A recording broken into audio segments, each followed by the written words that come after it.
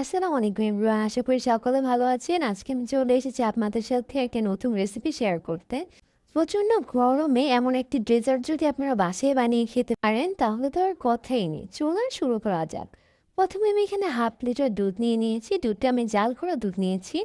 নিয়ে আমি ভালো মতন একটু গরম হয়ে গেলে এটার মধ্যে দিয়ে দিয়েছি আগার আগার পাউডার 2 চামচ।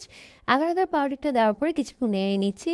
বাজারে যে 10 টাকা দামের গুঁড়া দুধের প্যাকেটগুলো পাওয়া যায় ওগুলো আমি দুটো দিয়ে দিচ্ছি। দিয়ে ভালো মতো নাড়তে থাকতে হবে, না হলে কিন্তু এগুলো জমাট বেঁধে যাবে। আমি এখানে ডেকোরেশনের জন্য আম নিয়ে নিয়েছি। আমগুলোকে আমি কুচি করে নেব যাতে ওপরে ডেকোরেশনের জন্য দিতে পারি। তারপর আমি যেখানে দুধের মিশ্রণটা রেডি করেছি ওটা কিন্তু আমার অনবরত নাড়তে থাকতে হবে। নিয়ে নিচ্ছি একটা কেকের মোল্ড। এই মোল্ডটার মধ্যে আমি গরম গরম থাকা অবস্থায় মিশ্রণটাকে দিয়ে দিব। দেওয়ার পর আমি এখানে উপরে আগে থেকে কুচি করে রাখা আমগুলো দিয়ে দিব। আমগুলো নিজে থেকে বেঁচে থাকবে, এটা আর কোনো সমস্যা নেই। আপনারা শুধু ছড়িয়ে দিবেন। আমার হাতে বেশি সময় ছিল না, তার জন্য আমি এটাকে ফ্রিজে রাখতে পারিনি। আপনারা চাইলে 1 বা 2 ঘন্টার জন্য ফ্রিজে রেখে ঠান্ডা করে নিতে পারেন। দেখুন তৈরি হয়ে গেল আমার ডেজার্টটি। এটা খেতে কিন্তু সুস্বাদু হয়েছে। আমি যদি এটাকে নর্মাল টেম্পারেচারে রেখেছিলাম, তারপর এটা কিন্তু দেখুন মাশাআল্লাহ অনেক সুন্দর হয়েছে।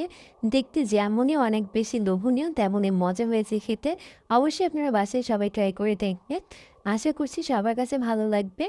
এমন মজাদার রেসিপি পেতে আমার চ্যানেলটিকে সাবস্ক্রাইব করে পাশেই থাকবেন।